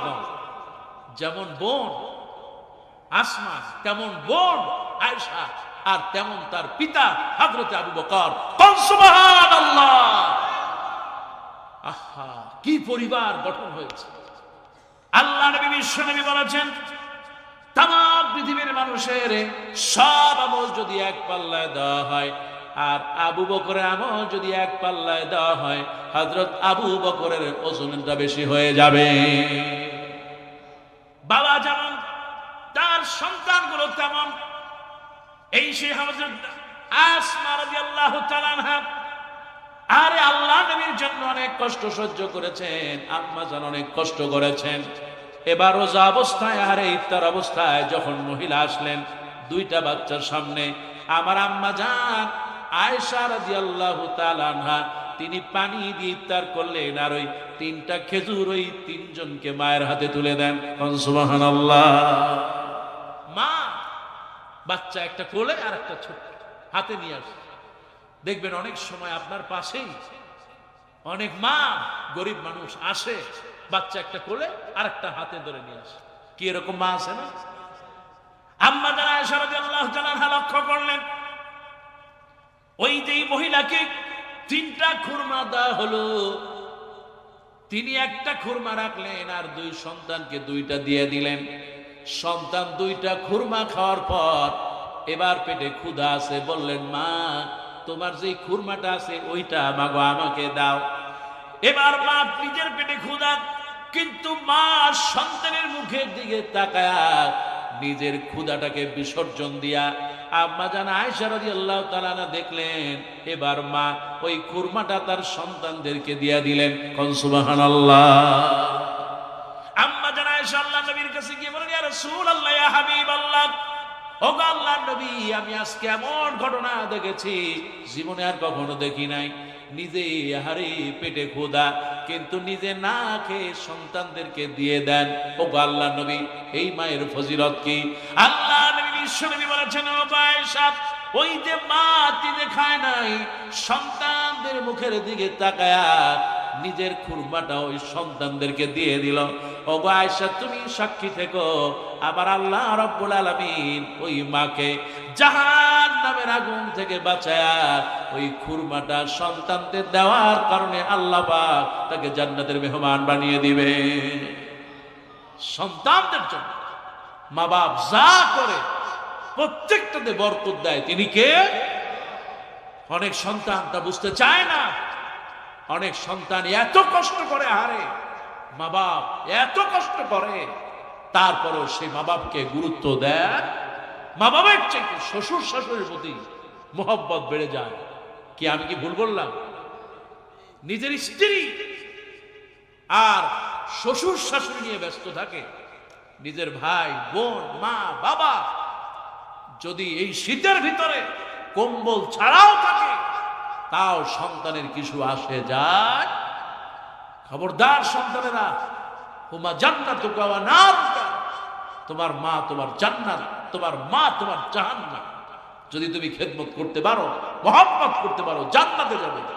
আর যদি তাদের তুমি অসন্তোষ রাখো, আল্লাহর জাহান্নামে যাওয়া লাগবে, এতে কোনো সন্দেহ। ও আমার মায়ের, আমার বোনের, আমার শোনেন না, আমার আল্লাহ নবী বিশ্ব নবী রাহমাতুল লিল আলামিন আরে এত বেশি মহব্বত করতেন তার স্ত্রীকে। আজকে যত স্বামীরা আছে, যদি তার স্ত্রীকে মহব্বত করতে পারে, আমার আল্লাহ রাব্বুল আলামিন খুশি হয়ে যায়। নবীজি বলেছেন, কোন স্বামী যদি মহব্বত করে স্ত্রীর হাতটা পর্যন্ত ধরে, একবার যদি ধরে, একটা ছাগল জবাই দেওয়ার, সদকা দেওয়ার সওয়াব হয়ে যায়। স্ত্রী মহব্বত আর ভালোবাসা, কথা বললেও মহব্বত, হাত ধরলেও মহব্বত, যা করবে তাতেই মহব্বত। সুবহান। কিন্তু ধরে তো না, ধরে স্ত্রীকে মহব্বত করে না, হাতটা ধরে না। আর শালীর হাত পাইলে দুলাভাই ছাড়ে। এরকম দুলাভাই নাই নাকি? আপনাদের সমাজে নাই নাকি? বরং নতুন বছর আসতেছে, রাসূলুল্লাহ শিখিয়ে গেছেন, আর নতুন বছর তো আসে না, যেন কবর সামনে আসতেছে।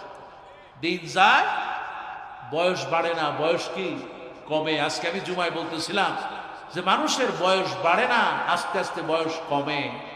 একটা সেকেন্ড চলে গেল, একটা সেকেন্ড কবরের সামনে চলে আসে। কাজে আমার ভাইরা, অনেক জুলুম হয়ে গেছে। সূরা আল ইমরানের ভিতরে 135 নম্বর আয়াতে আল্লাহ পাক বলেন যে তোমরা কত জুলুম করে ফেলেছো।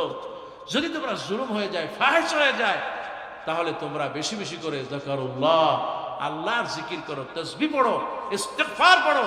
আল্লাহ পাক তোমাদের ক্ষমা করবেন। খালি ক্ষমা করবে না, আল্লাহ পাক জান্নাত দিয়ে দিবেন ইনশাআল্লাহ। আমার মায়েরা, আমার বোনেরা, রাসূলুল্লাহ সাল্লাল্লাহু আলাইহি ওয়াসাল্লামের দেখানো জীবন অনুযায়ী যদি আমরা চলতে পারি, আমাদের কাজে কর্মে চলনে বলনে ঘরে বাহিরে সর্বাবস্থা যদি আল্লাহকে স্মরণ করি, আজ হোক কাল হোক ইসলামী সমাজ প্রতিষ্ঠা হবে ইনশাআল্লাহ। আর আমার মায়েরা বোনেরা, ইসলামী সমাজ বিনির্মাণে মায়েদের ভূমিকা অনেক বেশি। আজকে যদি আসমা না হতো, আজকে যদি আম্মা জান আয়েশা না হতো, তাহলে কোরআনের অনেক আয়াত নাজিল হতো না। কত আয়াত নাজিল হয়েছে তাদের জন্য, সুবহানাল্লাহ।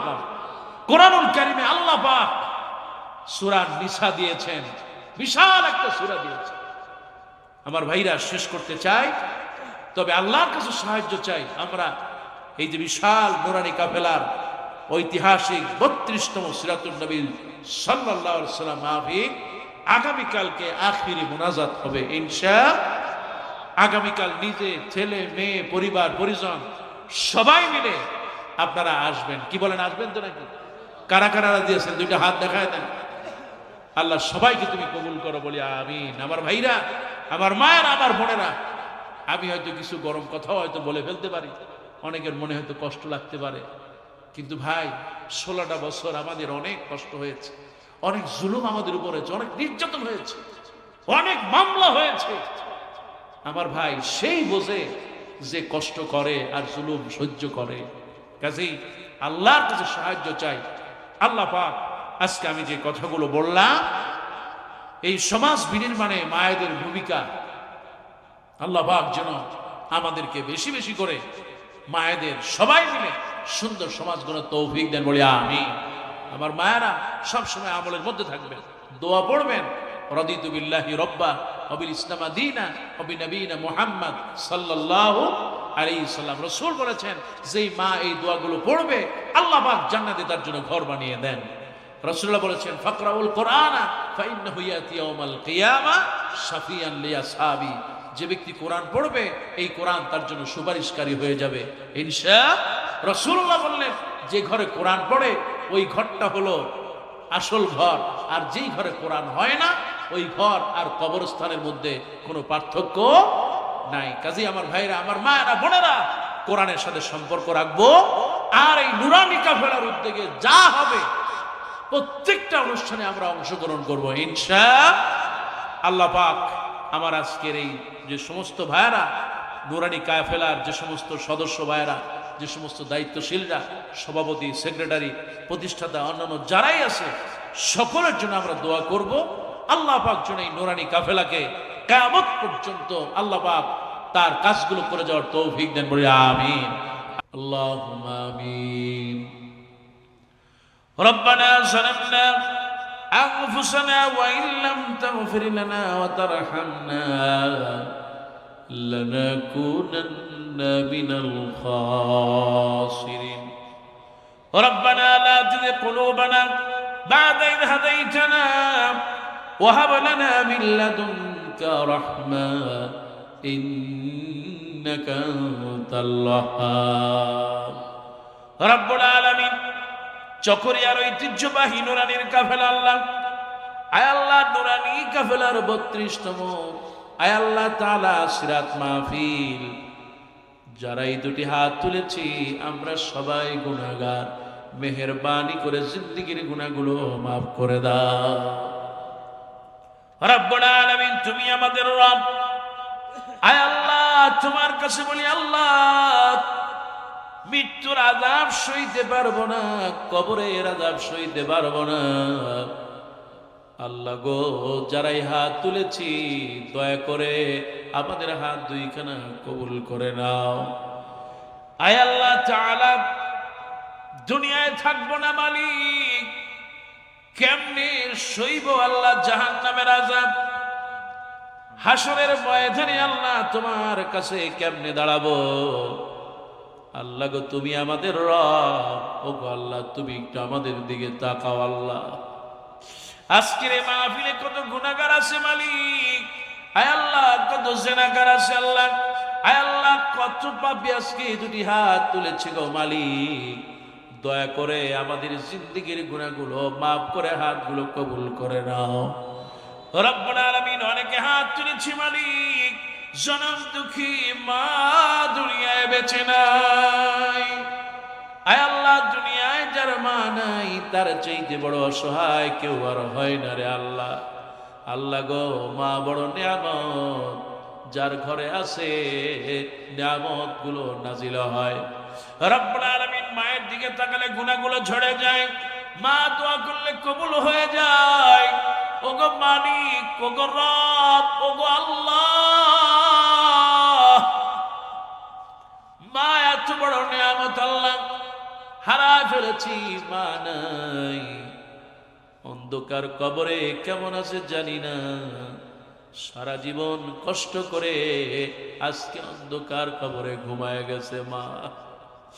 রব্বুল আলামিন, তোমার কাছে বলি আল্লাহ, যাদের মা নাই আল্লাহ তুমি তো রহমান, তুমি রহিম, সন্তান হিসেবে মায়ের কোনো হক আদায় করতে পারলাম না,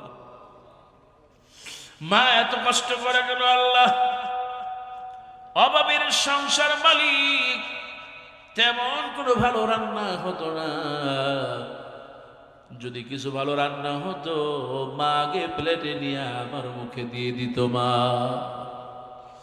মাকে যখন বলতাম মা তুমি একটু খাও, মা বলতো বাবা রে তুই আমার কলিজার টুকরা সন্তান রে বাবা, বাবা তুই খা, তুই খেলে আমি মা আমার কলিজা ভরে যা। মায়ের কোন আশাই পূরণ করতে পারি নাই রে মালিক। দুনিয়ার মায়ের কত আশা থাকে হারে, কিন্তু অভাবের সংসার ছিল। আজ টাকা আছে, পয়সা আছে, আজকে কত কিছু আছে, কিন্তু আমার সেই প্রিয় জনম দুঃখী মা দুনিয়ায় নাই। সন্তান হিসেবে দোয়া করি আল্লাহ মায়ের কবরটা তুমি জান্নাতুল ফেরদাউস বানায়া দাও।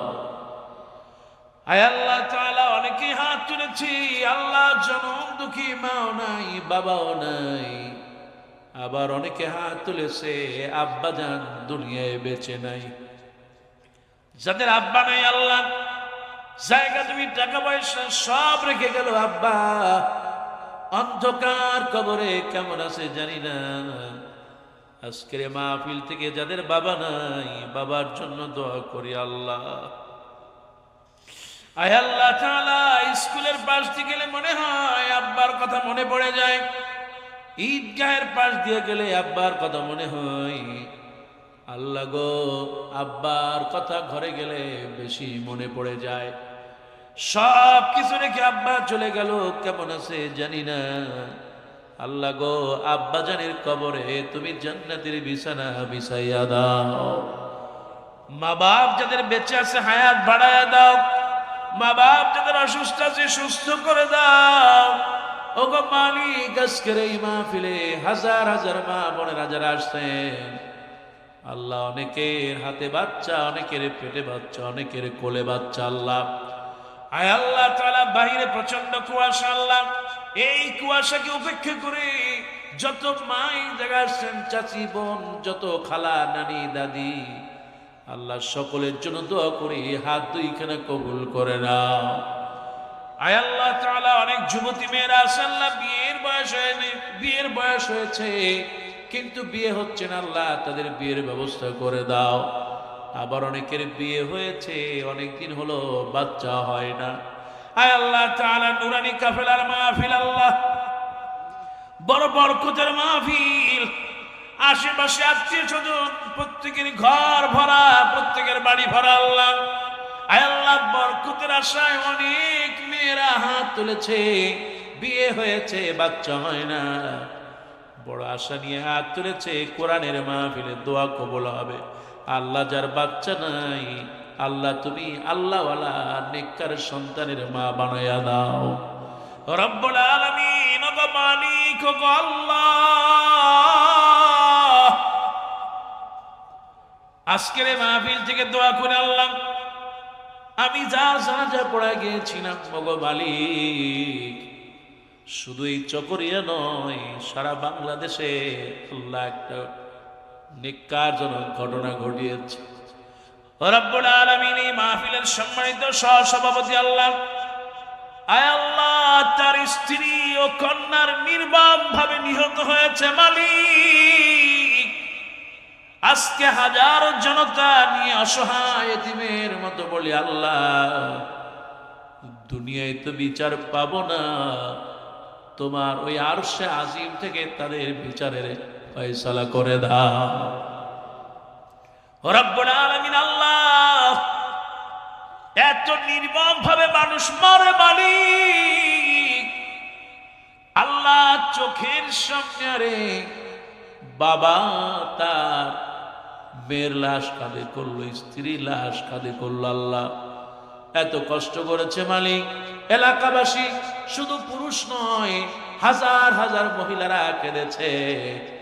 আল্লাহ গো, তুমি তাদের চোখের পানিগুলো কবুল করে নাও। আয় আল্লাহ তাআলা, তোমার কাছে বদলি দোয়া করি, সম্মানিত সহসভাপতির স্ত্রী আর তার কন্যাকে আল্লাহ, তুমি জান্নাতের সর্বোচ্চ জায়গায় পৌঁছায়া দাও। আল্লাহ, দিয়ে দাও। আয় আল্লাহ, আমাদের স্ত্রী সন্তান পরিবার পরিজন যারা আছে তোমার কাছে দোয়া করি, আল্লাহ তুমি তাদেরকে নিরাপদ করে দাও। আয় আল্লাহ, এই মাহফিলকে তুমি কবুল করে নাও। আল্লাহ, নুরানি কাফেলাকে কবুল করে নাও।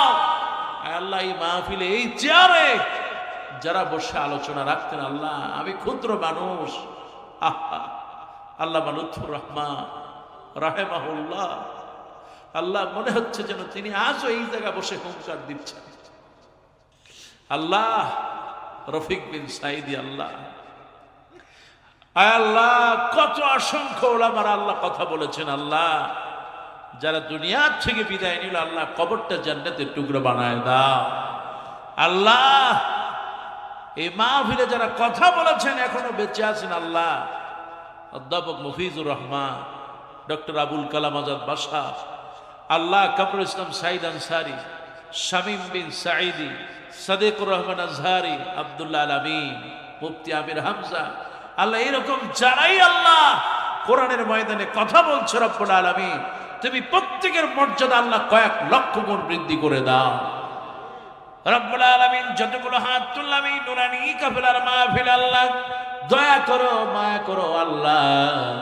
এই হাতগুলো জীবনে একবারও হলেও ওই পবিত্র কাবার দরজার কাছে পৌঁছায় দাও। রব্বুল আলামিন তোমার কাছে বলি আল্লাহ, নুরানি কাফেলা যারা প্রতিষ্ঠা করেছেন, আয় আল্লাহ এদের ভিতর থেকে যারা কবরে গেল মাফ করে দাও, যারা বেঁচে আছে হায়াতে বরকত দিয়ে দাও। নুরানি কাফেলার যত সদস্য আছে আল্লাহ, আয় আল্লাহ প্রবাসী সদস্য আল্লাহ, এই সদস্য যারা মরে গিয়েছে নুরানি কাফেলার, আল্লাহ গো তাদের জন্য দোয়া করি কবরটা জান্নাতের টুকরা বানায় দাও। রব্বুল আলামিন যত মহিলা সদস্য আছে আল্লাহ, আয় আল্লাহ তাআলা এই নুরানি কাফেলা যত ভালোগুলো কাজ করতেছে আল্লাহ কয়েক লক্ষ গুণ বৃদ্ধি করে আমলনামা ভরে দাও। আল্লাহ নুরানি কাফেলাকে আল্লাহ এই এলাকার জন্য আল্লাহ প্রেরণার বাতিঘর বানায় দাও। আল্লাহ প্রত্যেকটা মানুষের অন্তরে আল্লাহ নুরানি কাফেলার জন্য মহব্বত আর ভালোবাসা পয়দা করে দাও। আল্লাহ নেককার সন্তানগুলোকে যেন নুরানি কাফেলার সদস্য হওয়ার তৌফিক দাও। আল্লাহ যত ছাত্র আছে আল্লাহ এই সদস্য প্রত্যেক ছাত্রকে কবুল করো আল্লাহ। আল্লাহ যারা ব্যবসায়ী আছে আল্লাহ, যারা চাকরিজীবী আছে আল্লাহ, দয়া করে আল্লাহ তুমি সকলের ব্যবসা চাকরিকে বরকত দাও। আল্লাহ এলাকার তুমি দুঃখ দূর করে দাও, এলাকার বিপদ মুসিবত কমায় দাও। এলাকার মা বোনদেরকে আল্লাহ সূরা বনী ইসরাঈল থেকে যে কথাগুলো বললাম, আমার মায়েরা বোনেরা দিন প্রতিষ্ঠায় সমাজ গঠনে মায়েদের ভূমিকা অনেক। আল্লাহ মায়েদেরকে দিন ইসলামের জন্য কবুল করে নাও। রব্বুল আলামিন পরিশেষে তোমার কাছে বলি আল্লাহ, আজকের সভাপতি আল্লাহ, আল্লাহ স্টেজে যারা বসে আছেন ডানে বামে সামনে যারা যত মুরব্বীরা আছে আবু বকরের মতো কবুল করে দাও। আল্লাহ যুবকদের জন্য দোয়া করি খালেদ বিন ওলীদ বানায় দাও। আল্লাহ বাচ্চাদের জন্য দোয়া করতেছি হাসিন আর হোসাইন, আল্লাহ এমনি সোনার টুকরা সন্তান হওয়ার তৌফিক দাও। আল্লাহ গো তোমার কাছে খাস করে দোয়া করি এই নুরানি কাফেলাকে জান্নাতে যাওয়ার কাফেলা বানাইয়া দাও। নুরানি কাফেলাকে জান্নাতে যাওয়ার কাফেলা বানায়া দাও। ও আল্লাহ নুরানি কাফেলা তোমার নবীজির একটি আদর্শ কাফেলা হিসেবে কবুল করে নাও। আল্লাহ গো দীর্ঘ 4-5টা বছর আমি কথা বললাম, রব্বুল আলামিন তোমার কাছে বলি আল্লাহ গুনাহগার, কোন কথায় যদি ভুল হয়ে থাকে ক্ষমা করে মাফ করে দাও।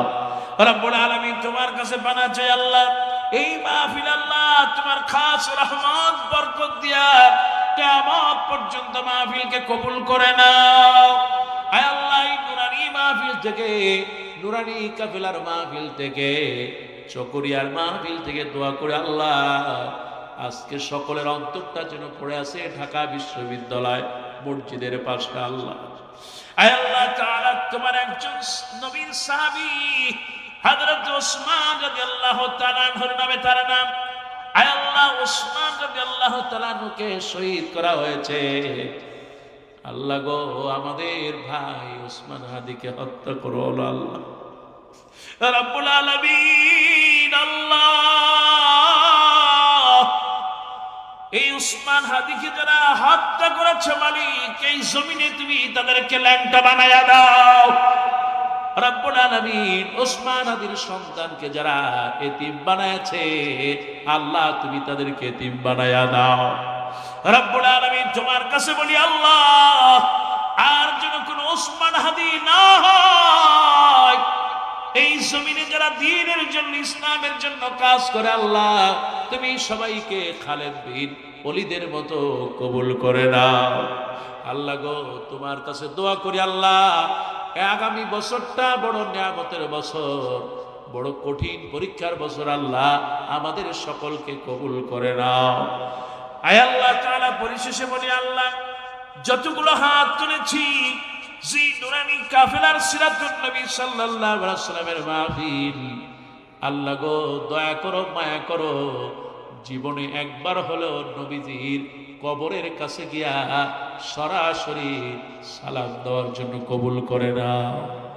রব্বানা তাকাব্বাল মিন্না ইন্নাকা আনতাস সামিউল আলিম ওয়া তুব আলাইনা إنك أنت التواب الرحيم سبحان ربك رب العزة عما يصفون وسلام على المرسلين والحمد لله رب العالمين واجعل آخر كلامنا عند الموت لا إله إلا الله محمد رسول الله